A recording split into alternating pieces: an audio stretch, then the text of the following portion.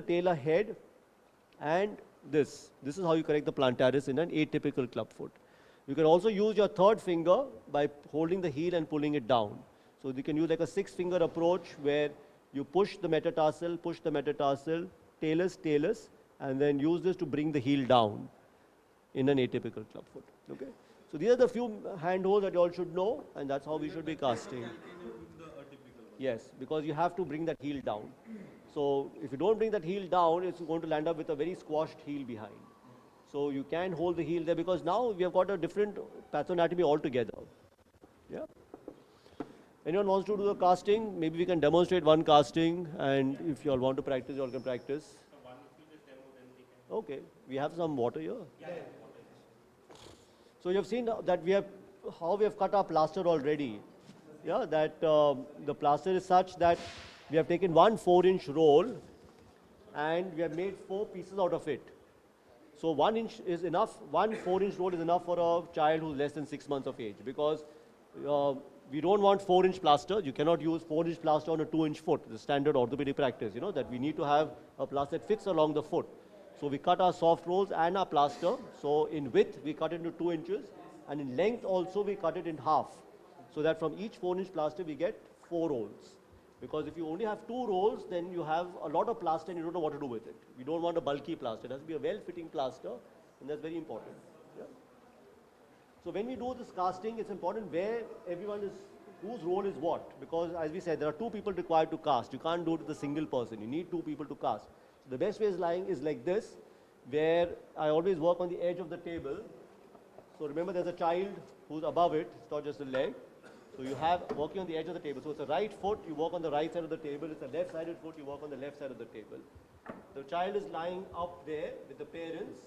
Your assistant is on this side, and you are at the bottom here. So this is the best way to do the casting. So you're at one edge, and you have, so who's going to assist? So one of you, come. So your role is to hold the leg, okay? And I'm the one who's going to be doing the manipulation. So I'm sitting in a comfortable way at the foot end of the patient. So this is a child who's less than 6 months of age. The parents are on top comforting the child. So we want the child to be quiet. Because any child who's kicking and crying is not the best candidate for a casting. Yeah? So when the child is quiet and we have the assistant holding the leg there, and what I tell them is don't hold the thigh, because obviously you're going to keep, the child is going to keep kicking. So you have to hold here. At the same time, not pressing, because that's a very sensitive part over the peroneal nerve, over the fibular head. So holding very gently like he is holding. And then I use my 2-hand approach the same way. The first manipulation, as we said, is cavus correction. So find the lateral malleolus, go in front and dorsum. The first bony prominence is the talar head. That's our fulcrum. Lever is over the base of the, the head or the base of the first metatarsal, not the toes. Okay? And then all we are doing is just supinating. How much? Not to do this. We are supinating it to bring it in line with the hind foot. Remember, why is there cavus in a club foot? Because there is a torsion within the CPU. Within the CPU, there is a relative pronation of the forefoot with respect to the hind foot. So though we say that the foot is supinated, it is supinated as the subtalar joint complex. But within the CPU, the first metatarsal has dropped down into pronation, and that's why there is cavus. So we have to first align that foot, lift that first metatarsal up, bring it in line with the hind foot, and then only start with the abduction. And at all times, and never pronating the foot, we said that. We are only going from inversion to eversion. But as you abduct the foot, automatically the CPU at the level of the subtalar joint complex is going to go into eversion. Okay? So this is our first maneuver where we just lift the first metatarsal up to correct the cavus. And once you have the cavus correction, then we keep abducting till we get correction of A and V. And then the last step, of course, is the equinus correction with your tenotomy. Okay. So now there are 2 ways we can cast. So it depends on who you have as your assistant. All right. Now different centers have it different. If you have a trained person who can apply a cast well, and both of you are equally proficient, then you share 50-50 of the job. That means I'm doing the manipulation, and then I hold the leg, and he applies the soft roll and the cast, and then I come back again for the molding. All right. But if you don't have someone who is trained, which is fine, most of our clinics don't have that. We have a nurse, we have a ward boy, we have a parent, we have anyone who can hold the foot. So that's what I'm functioning with, saying that I only have one person. If I'm in my private practice, I only have me who knows what I'm doing.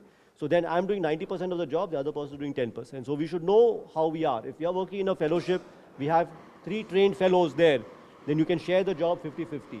All right, which means that I'm doing the manipulation, then I hold, he will put the soft roll and the cast, like what we saw during my casting, because I had my fellow to assist me. So Sanika was applying and doing, so we were sharing 50-50 of the job. I was holding, she was casting, I was molding. All right, so that's a 50-50 job. But if you don't have a trained person, then you make that person just hold and you do everything. You do the manipulation, you do the casting, and you do the molding. So that's what I'm going to show you now. So I'm assuming he does not know, and I'm just telling him this is how you hold the foot. And then once I manipulated the foot and I know what correction I want to give, then you hold with your other hand in the same position, the toes from the top. So you just hold the toes from the top. Okay. Now if you watch Ponsetti's videos, this is not what he did, because in Ponsetti's videos he had a trained person doing it. So it was a 50-50 job. So what I'm showing you is what we tend to do in India, because we don't have trained people to work with us. And then we have someone who doesn't know. So all that we're doing is just making him hold. And then when we apply our soft roll, so remember here, we are holding it in the corrected position. Think of it like a fracture reduction. If I've got a radius ulnar fracture, I give traction and do whatever manipulation and reduce it. Do I let go of it? No. Someone is still holding that to maintain the reduction. And on that reduced position, I'm applying a plaster, and then I'm molding. Same principles are under clubfoot. If I'm doing the manipulation and then I let go of it, and then I apply my cast, and then again I try and mold, it makes no sense because I've lost my reduction. So think of it as if it's a reduction in a forearm fracture. So once I've got my position that I want, so then I make my friend hold it in that position, going as distal as possible.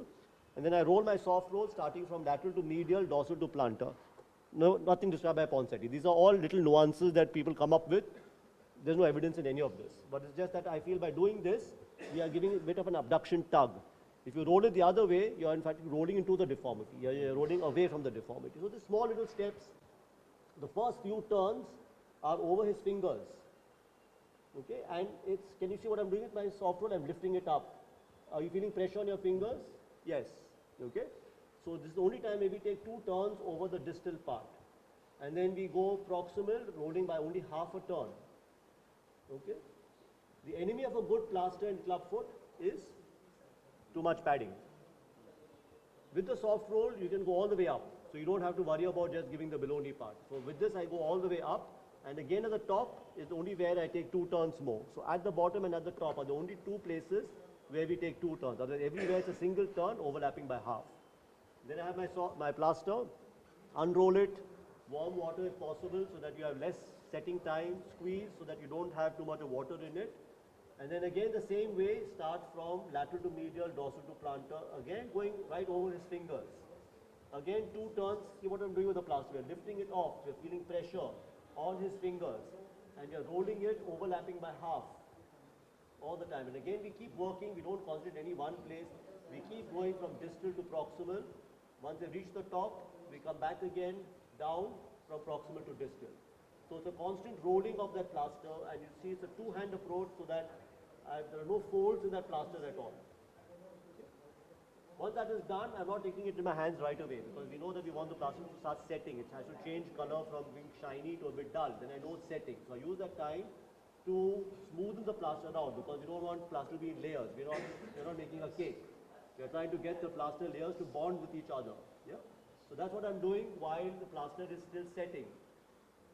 And then I'm going to now take it in my hand, and let's go better, and maintain that same position. And now you can see I'm moving from this 2-hand hold to a 1-hand hold. The fulcrum and the lever remains the same. This finger is constantly moving over the talar head. This one is molding behind the heel. Okay? Molding behind the heel. This hand is squeezing down on the plaster. We don't want a round plaster. We want a flat plaster. So keeping my fulcrum and the lever the same, I'm lifting that up, I'm molding across, molding all the side. I'm switching now again to the one hand, using my other hand, molding behind, keeping the supination the same, again using my other hand. So you can see how I'm switching from one hand hold of this hand to that hand. So like a little dance that you're doing all the time. And you're constantly molding across the heel and flattening your plaster out so that you have a nice flat plaster at the end of your procedure. Okay? So you should look at the shape of the foot. You should not look at the big fat amorphous mass. This is the time, as you saw, is to trim that plaster. So we have a scissors, then we trim that plaster so that we go expose the toes right asymmetrically. It's not cutting the plaster this way but that way. Because here you want to expose to the base of the toes, and here you want to expose right to the tips. So you want to have a plate which supports the toes to prevent from clawing. Okay? And then of course you saw what we did. We applied a plantar plate, and then the next plaster is just a reinforcement. So all the molding is in this first plaster. So this is a crucial, and you've seen it takes few seconds. In those few seconds, you have to get your plaster molded well enough. So you have very little time to work when you have a club foot. So it's not that you have enough of time to do that. That's why you have to rehearse your steps all along, know what each one is doing, be very clear in who's doing what so that they don't get in each other's way. Okay? The other way is, as I've shown you, that if you have a skilled person, then you just hold, and that person is rolling the soft roll and the plaster over your fingers and sharing the job with you halfway. Okay? So if you want, you can go ahead and do that. So you can see this is a well molded plaster. You have this plantar heel. You have to keep moving your fingers to really hold that down. Yeah?